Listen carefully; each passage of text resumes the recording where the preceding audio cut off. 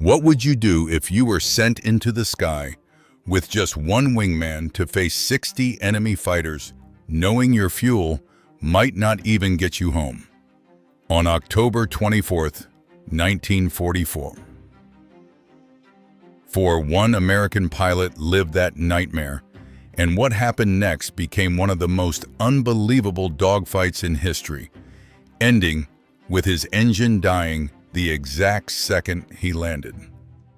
Today we bring you a story so intense, so unbelievable, it sounds almost impossible. At 7:30 October 24th, 1944, Commander David McCampbell swung himself into the cockpit of his F6F Hellcat on the deck of the USS Essex. The morning air was already tense. Then movement. A radar operator came sprinting across the flight deck, fast, urgent, no hesitation. This wasn't routine. This was bad. Very bad. McCampbell was 34 years old with 25 confirmed kills, the commander of Air Group 15, a man who had already seen too much war. But nothing like this. 60 aircraft inbound, fighters, dive bombers, all heading straight for the American carrier force east of the Philippines. 60. Minutes earlier, he had been in the ready room when the alarm shattered the silence. Now the war had found him again. The Battle of Leyte Gulf Day 1. The largest naval battle in modern history was unfolding across hundreds of miles of ocean, and right now it was coming straight for them. Every available American aircraft was already airborne, being refueled or too far away to help. On the deck of the Essex, only 7 Hellcats were ready, 7 against 60. The math didn't lie, and it wasn't kind. Standard doctrine called for a 3-to-1 advantage for the attacker. The Japanese didn't just have that, they had nearly 9-to-1 odds.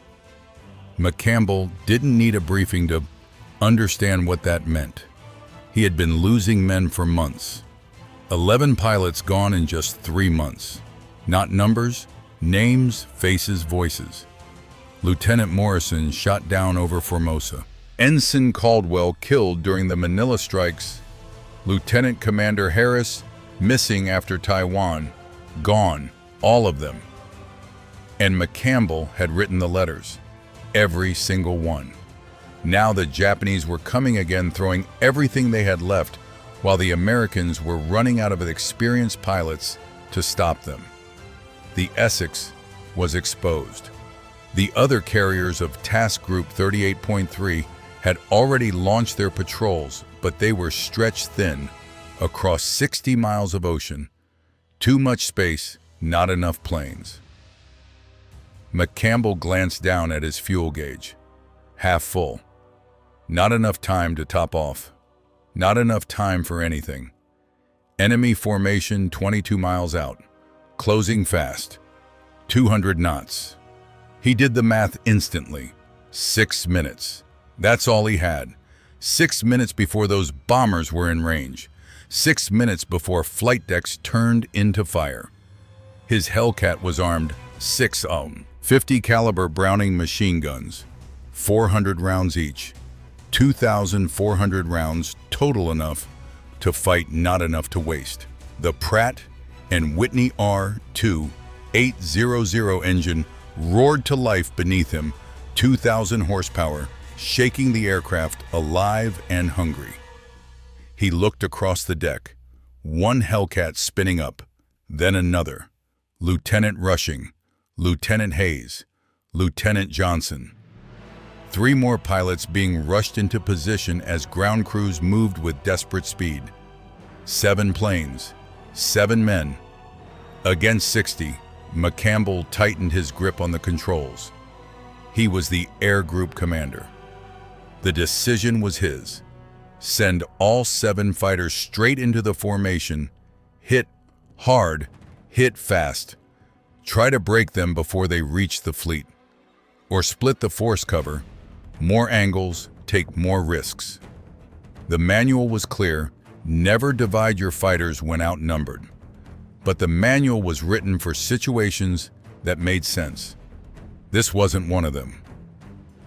The ocean stretched endlessly ahead. Somewhere out there, 60 enemy aircraft were coming fast, relentless, unstoppable. McCampbell took a slow breath. 6 minutes, 7 fighters. One decision, and no room for mistakes. If you were sitting in McCampbell's cockpit with the engine roaring beneath you, 6 minutes on the clock, 7 fighters at your back, and 60 enemy aircraft closing fast, would you charge straight in or risk everything on a split-second gamble? Tell me your choice in the comments, and if you want to see how this impossible moment turns into one of the most legendary air battles of World War II, hit like and subscribe. Back to McCampbell, the Japanese formation appeared on radar 60, contacts 40 fighters flying loose escort around 20 dive bombers. The bombers were the real threat. One bomb through the flight deck of the Essex could kill hundreds of men and cripple American air operations for months. But the fighters were the shield. Any Hellcat that went for the bombers first would be torn apart before getting close. McCampbell made his decision in seconds, just as his plane captain pulled the wheel chocks. He pointed at 5 pilots, then toward the southern quadrant, go for the bombers. Then he tapped his own chest and looked at rushing. The 2 of them would take the fighters. 2 Hellcats against 40 Zeros and Oscars. He released the brakes and pushed the throttle forward. The Hellcat surged down the deck and lifted into the humid air above the Philippine Sea. 30 seconds later, rushing followed. They climbed hard, 3,000 feet, 6,000, 10,000. The enemy was 15 miles ahead and slightly below. McCampbell could see them now, dark specks against the blue water. 60 enemy aircraft, 2 American fighters. He armed his guns and checked his fuel again. Half tanks, maybe 90 minutes if he was careful. No room for error. He climbed higher, 15,000, 20,000 feet. Altitude meant speed. Speed meant survival. Below them, 12,000 feet down. The Japanese formation held steady, still driving toward the American carriers. Rushing slid into position 500 yards behind and to the right. Perfect spacing. A standard 2-plane element. They had practiced this again and again. 1 leader, 1 wingman attack, from altitude strike fast, then climb away. Below, the Japanese fighters circled their bombers, mostly Mitsubishi A6M0s, fast agile, deadly in a turn. McCampbell knew their strengths. At low altitude, they could outturn a Hellcat and outclimb it below 14,000 feet. But up here, the advantage shifted. The Hellcat was heavier, 2,000 pounds heavier, and in a dive that weight turned into speed. Speed became power. Power became lethal. McCampbell rolled into a 60-degree dive. The airspeed climbed 300 knots, 350, 400. The formation grew rapidly in his sights. He picked his target a 0, trailing slightly behind the group. Always the straggler. Always the weakest link. He centered it in his gun sight. 800 yards, 600, 400. The 0 pilot never looked up. McCampbell fired. 6.50 caliber machine guns roared. Tracers ripped through the sky. The 0's wing disintegrated and the aircraft rolled into a deadly spiral toward the ocean far below. First kill. He pulled up hard. 4 Gs crushed him into the seat. The Hellcat groaned but held. Back to altitude. Rushing was already there. His wingman had struck 2. Another 0 destroyed. 2 down, 58 remaining. The Japanese formation shattered. Fighters scattered in every direction, diving, climbing, breaking apart. Their cohesion vanished in seconds. McCampbell chose his next target, a Zero climbing up toward him. A fatal mistake. At this altitude, the Hellcat had the advantage. He dove again. Same pattern, same result. The Zero exploded into flame fuel, igniting ammunition, detonating in violent bursts. No parachute. Second kill. Then the fight became rhythm. Dive, fire, climb, repeat. McCampbell moved through the formation with precision. Third kill at 07:52. Fourth at 07:56. Between passes, he checked his fuel. The needle was dropping fast. Climbing burned fuel. The main tank dropped to 1/4. He switched to the auxiliary tank. Rushing stayed tight, firing short controlled bursts, disciplined, efficient. At 08:03, McCampbell claimed his fifth kill, a Nakajima Ki 43 Oscar, an Army fighter. Lighter, weaker, barely able to withstand the Hellcat's firepower. It came apart almost instantly. The Japanese were mixing Navy and Army aircraft, now clear signs of desperation. McCampbell lost track of time. Dive, fire, climb. His shoulder ached under the constant G-forces. Sweat soaked his flight suit despite the freezing air at 20,000 feet. The guns were heating up. He could smell cordite through his oxygen mask. Sixth kill, seventh. Below him, the formation was gone. No structure, no coordination. Just scattered aircraft fleeing west toward Luzon. And McCampbell was still hunting. McCampbell glanced down at his ammunition counter, less than 400 rounds left. He had started with 2,400. In just 30 minutes, he had burned through over 2,000 rounds. Rushing's Hellcat slid up beside him. His wingman signaled, tapping his guns, then dragging a hand across his throat. Empty. Completely dry. No ammunition left. McCampbell understood instantly. Now came the decision. The smart move was to escort Rushing back to the Essex. Get him out. But the sky was still alive with enemy fighters, still a threat to the carriers, and McCampbell still had rounds left. Not many, but enough for maybe 2 more passes. He looked at Rushing, then pointed down toward another group of Zeros. Rushing nodded. No hesitation, no weapons, but still in the fight. They rolled into another dive together. 2 Hellcats, one armed, one empty. But to the enemy, they looked exactly the same. McCampbell selected his next target, a Zero climbing in a tight turn. This pilot was experienced. He spotted them early and reversed into a head-on merge, trying to force a turning fight where the lighter Zero had the advantage. McCampbell had seen it before Coral Sea, midway the Marianas. He didn't take the bait. Instead, he rolled inverted and pulled through. Negative G slammed him into his straps. Blood rushed to his head, vision narrowing. He completed the maneuver and came out directly behind the Zero. Perfect angle. 300 yards. He fired a short controlled burst, maybe 50 rounds. The Zero's cockpit shattered instantly. Plexiglass and metal exploded outward. The aircraft snapped sideways and dropped lifeless, spiraling down toward the ocean.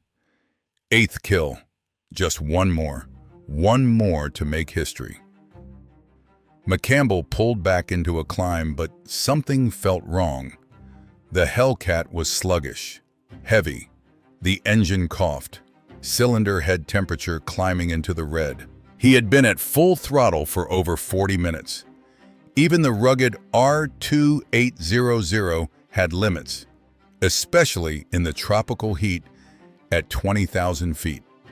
Then he saw it. 0840. A lone Zero heading west, running.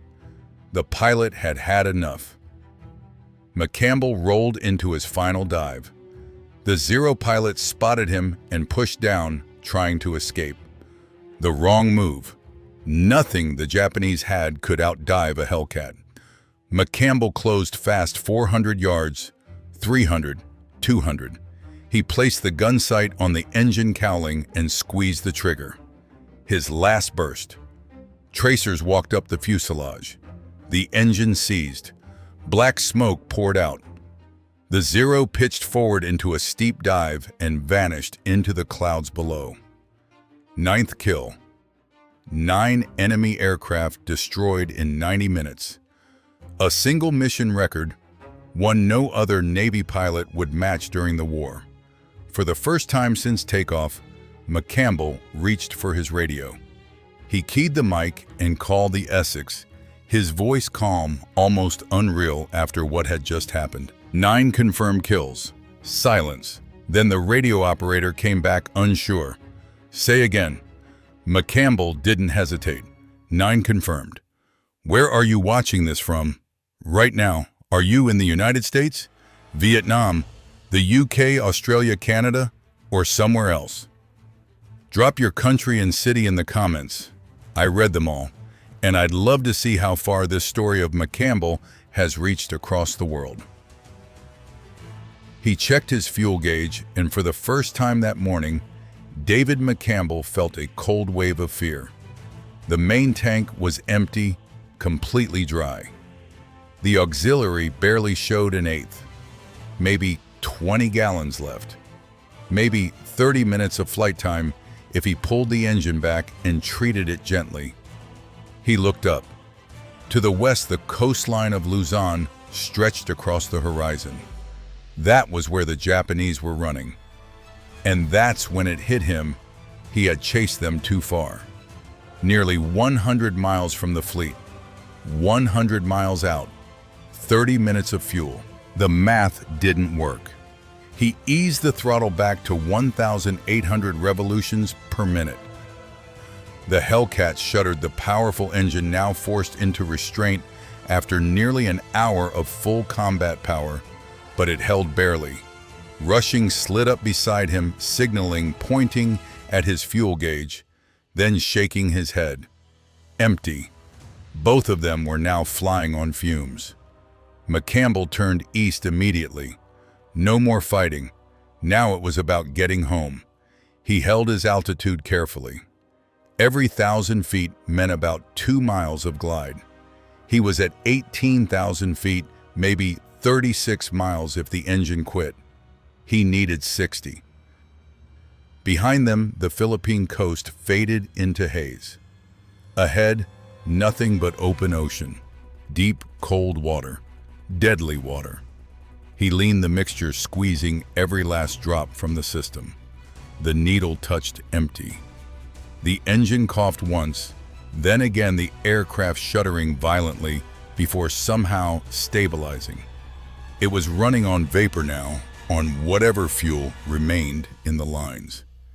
Then he saw it, the fleet. Tiny, gray shapes on the horizon, still 60 miles away. The engine coughed again at 50 miles. McCampbell switched tanks, nothing. Both tanks were dry. The engine note changed immediately. Rough, uneven, missing cylinders. The Hellcat was dying. He glanced left. Rushing was still there, but his aircraft looked worse. A thin white trail of vapor streaming behind him. His engine was breaking down faster. Too much strain. Too much time at full throttle. McCampbell dropped through 10,000 feet. Still 40 miles to go. Now the fleet was clearly visible carriers in formation surrounded by cruisers and destroyers, white wakes cutting through the ocean. So close and still so far. He pushed the nose down further. 8,000 feet, 7,000. Trading altitude for distance. Every second mattered. Then an explosion. A black puff of smoke burst ahead of him. Then another, American anti-aircraft fire. McCampbell's stomach dropped. The destroyers had picked them up, 2 aircraft approaching from the west from Japanese territory. To them, These weren't friendly fighters, they were threats. His IFF should have identified him, but systems failed, signals got lost. Another shell burst closer, 100 yards. They were firing to kill. McCampbell reacted instantly. He shoved the stick forward and dove hard. The Hellcat plunged toward the ocean. Rushing followed. Both aircraft dropped fast, slicing through the air, losing thousands of feet in seconds. The heavy flak stopped, but McCampbell knew what came next. He had seen it before. The destroyers would report them unknown aircraft, wrong direction, and soon American fighters would be coming. This time, there would be no hesitation, and he had almost no fuel left to survive it. 4 Hellcats appeared at 2,000 feet, diving straight toward him, American fighters from VF-19 USS Lexington. They came in fast, tight, unmistakably hostile. McCampbell had no way to identify himself. His radio was locked on the Essex frequency, and he couldn't risk taking his hands off the controls. The distance closed fast, 1,000 yards, 800, 600. He could see their gun ports. The lead pilot was lining up the shot. McCampbell broke hard left. 4 Gs slammed into him. The engine coughed violently, nearly dying. The American fighter stayed with him, forcing him down toward the water. Off to his side, Rushing was in the same nightmare. 4 more Hellcats chasing him. 8 American fighters hunting 2 of their own. McCampbell's engine was barely alive, coughing constantly. He was 3 miles from the Essex, close enough to see aircraft on the deck. So close and still not safe.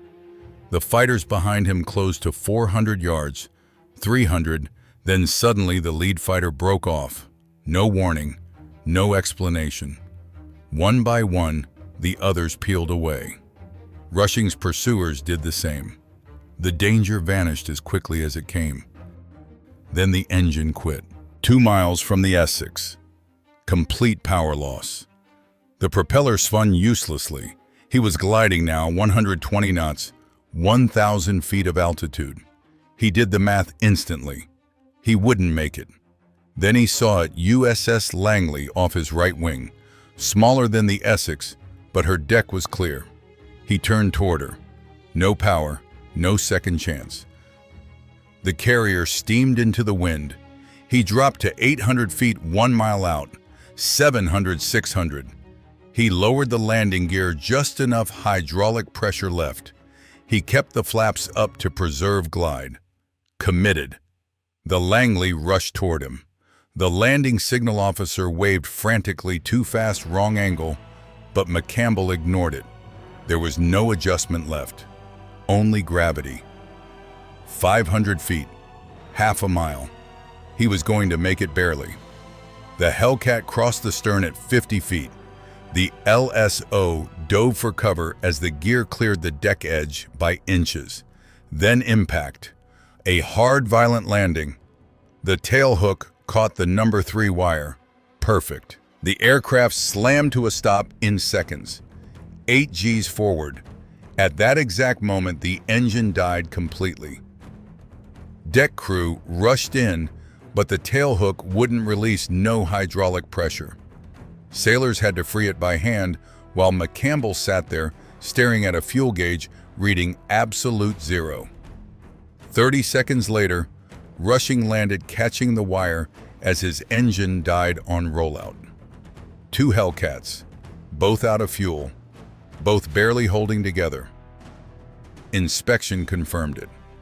McCampbell had fired 2,398 rounds out of 2,400, just 2 rounds left. Every fuel tank bone dry. The engine had been running on vapor in the final minutes. If he had tried to reach the Essex, he would have gone into the ocean short of the deck. The deck officer looked at him. 9 kills, 2 rounds, left 0 fuel. Forced landing on another carrier, nearly shot down by his own side. He had seen many pilots return from combat. This was different. McCampbell asked about the 5 pilots he had sent after the bombers. All had returned, 2 kills confirmed, no losses. The Japanese strike had been completely broken. The fleet was safe. McCampbell walked to the island and looked east. 4 miles away, the Essex was still launching aircraft, the battle still raging. And for a brief moment, he simply stood there, alive. Did anyone in your family serve in World War II? Maybe as a pilot, a sailor, a soldier, or even working behind the front lines? If so, share their name, where they served, or any story you've heard in the comments, because these stories deserve to be remembered and honored. October 24th, 1944 was only the beginning, the first day of the largest naval battle in history. Over the next 72 hours, 4 separate battles would erupt across the Philippine waters: Sibuyan Sea, Surigao, Strait Cape, Engaño, and Samar.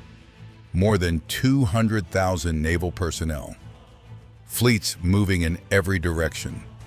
The Imperial Japanese Navy was throwing everything it had into one final gamble: Operation Shogo, Victory Operation, their last chance to stop the American advance toward the home islands. McCampbell's 9 kills had shattered the morning strike against Task Group 38.3. But the fight was far from over. On Luzon, Vice Admiral Takejiro Onishi still commanded hundreds of aircraft Zeros, Val's Kates, Betty bombers. The morning attack had only been the opening move.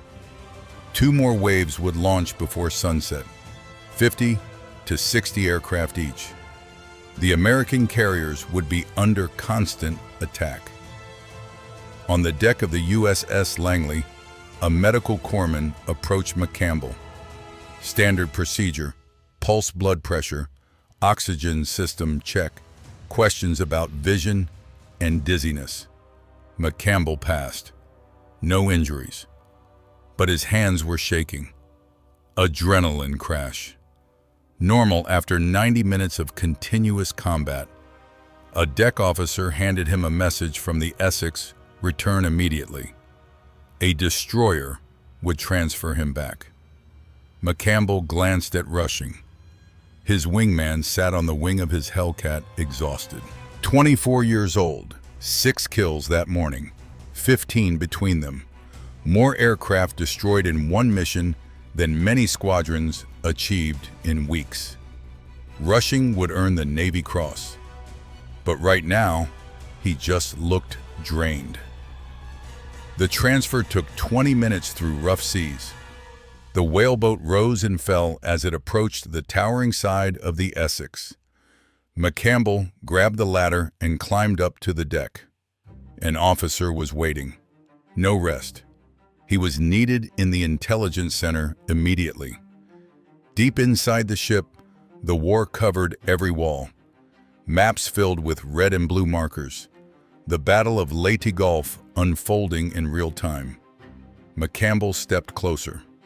The Japanese center force under Admiral Kurita was pushing through the Sibuyan Sea, 5 battleships, including Yamato and Musashi, with cruisers and destroyers heading for San Bernardino Strait. If they broke through, they would strike the landing beaches at Leyte. American aircraft had been attacking them all morning. The Musashi had already taken multiple torpedo and bomb hits, slowing listing, but still moving, still dangerous. Built like a fortress, massive armor, 72,000 tons. The situation was changing fast. To the south, another Japanese force was advancing through Surigao Strait, heading straight into an American battle line, waiting in the dark. That fight would come at night. Guns against guns. Battleship against battleship. But the real danger was to the north. Japanese carriers were drawing American forces away. Admiral Halsey had taken the fast carriers north to intercept, leaving fewer aircraft to defend Leyte. If Kurita broke through at the same time, the invasion could be exposed. An intelligence officer stepped in. Afternoon strike, 1400 hours. Maximum effort, every bomber, every torpedo plane. McCampbell would lead the fighter escort. His Hellcat was still on the Langley, damaged and out of fuel. A replacement aircraft was already being prepared. He had 90 minutes. 90 minutes to reset, brief, and go again. He walked into the ready room. 23 pilots were already there.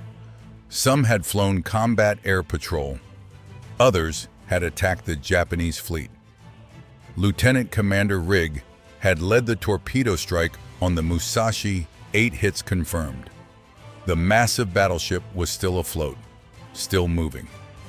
The room quieted as McCampbell entered. The pilots looked at him differently now. They had heard the radio calls. They knew what had happened. 9 kills, 1 mission, in war kills, earned respect. But surviving the impossible, that was something else entirely. McCampbell had been flying combat for 7 relentless months. Since April 1944, when the USS Essex joined Task Force. 58 Air Group 15 had fought its way across the Pacific Marshall Islands, Truk Saipan, Guam, Tinian, Palau, Formosa, and now the Philippines. 6 months of non-stop war, more than 20,000 flight hours. In that time, his air group had destroyed over 300 enemy aircraft in the air and hundreds more on the ground, more than any other air group in the Pacific. McCampbell himself had already claimed 25 kills before this day even began. His previous best had come during the Battle of the Philippine Sea in June 1944, the Marianas Turkey Shoot. The Japanese had launched hundreds of carrier aircraft. McCampbell shot down 7 in one day, becoming an ace in a day. And he did it twice, the only American pilot to achieve that. Now over the Philippines, he had destroyed 9 aircraft in just 90 minutes. A record that would stand for the rest of the war. No Navy pilot would ever surpass it. What he had done was the absolute limit. Perfect position, perfect timing, perfect execution, and just enough luck to survive. But the war wasn't slowing down. The intelligence officer continued the briefing. The Japanese center force was still advancing through the Sibuyan Sea. Admiral Kurita had already lost his flagship, the cruiser Atago, sunk by the submarine USS Darter. Now he commanded from the battleship Yamato, the largest battleship ever built. 9 18-inch guns, each shell weighing over 3,000 pounds. Nearby, her sister ship Musashi was still afloat, damaged but moving. Still a threat. The afternoon strike was set for 1,400 hours. 36 aircraft, 12 Hellcats, 12 dive bombers, 12 torpedo planes. McCampbell would lead the fighters. His mission was to suppress anti-aircraft fire while the bombers attacked. The most dangerous role. Japanese battleships were floating fortresses packed with anti-aircraft guns. The sky around them would be filled with flak. At 1,300 hours, McCampbell stepped back onto the flight deck. His replacement Hellcat aircraft number 47 was ready, fully fueled, guns loaded. The deck was alive with motion bombs being mounted, torpedoes secured, engines warming. He climbed into the cockpit and strapped in. The routine was automatic, but this mission felt different. 9 kills behind him, another battle ahead. At 13:55, the launch signal came. His Hellcat roared down the deck and lifted into the sky. One by one, the rest followed. 36 aircraft forming up above the Essex, then turning west toward the Sibian Sea, toward Musashi and Yamato, toward the heaviest anti-aircraft fire in the Japanese Navy. The strike was brutal. McCampbell led low strafing runs against the destroyers, forcing anti-aircraft crews to take cover while the bombers attacked. Dive bombers screamed down. Torpedo planes skimmed the waves. The Japanese ships fired everything they had. The sky filled with explosions. But it wasn't enough. That afternoon, Musashi took 19 torpedo hits and 17 bomb hits. By evening, the massive battleship rolled over and sank, taking more than 2,300 men with her, the largest warship ever destroyed by aircraft. McCampbell landed back on the Essex at 1700. The battle continued for 2 more days across hundreds of miles of ocean. When it ended, the Imperial Japanese Navy had lost 4 carriers, 3 battleships, 10 cruisers, and 11 destroyers. It would never recover as a fighting force. McCampbell flew his last combat mission on November 14, 1944. Air Group 15 returned home soon after. And by then, the balance of the war in the Pacific had already begun to shift irreversibly. McCampbell flew 212 combat missions, 34 confirmed kills, 21 enemy aircraft destroyed on the ground. He became the United States Navy's top fighter ace, the ace of aces, and the only fast carrier task force pilot to receive the Medal of Honor for aerial combat. In January 1945, President Franklin Roosevelt presented him with the nation's highest award. The citation told the story simply: 7 enemy aircraft destroyed during the Battle of the Philippine Sea, 9 more during Leyte Gulf, fighting against overwhelming odds with extraordinary skill. His actions broke up entire enemy formations before they could reach the fleet. He survived the war. He stayed in the Navy and retired as a captain in 1964 after 31 years of service. He lived quietly in Florida, far from the chaos he had once flown through. He gave interviews from time to time, spoke at aviation events, but never called himself a hero, just a pilot doing his job. He passed away on June 30th, 1996, at the age of 86, and was laid to rest at Arlington National Cemetery. His legacy didn't fade. In 2002, the U.S. Navy commissioned the destroyer USS McCampbell DDG-85 in his honor. And the aircraft that carried him through that impossible mission still exists today. His F6F Hellcat, preserved at the National Naval Aviation Museum in Pensacola, Florida. Navy blue paint, white stars, 34 kill markings painted along the fuselage. The same aircraft that faced 60 enemy fighters that scored 9 kills in 90 minutes, that landed with just 2 rounds left, and an engine that died the moment it touched the deck. That record still stands today, more than 80 years later. Commander David McCampbell proved what one pilot with training discipline and absolute courage could achieve when everything was on the line. If this story stayed with you, take a second and hit like. It helps more people discover stories like this. Subscribe and turn on notifications if you want more real World War II stories, told the way they deserve, human, intense, and unforgettable. And before you go, drop a comment. Where are you watching from? United States, UK, Canada, Australia, or somewhere else? And if someone in your family served, share their story, because remembering them is how they never disappear.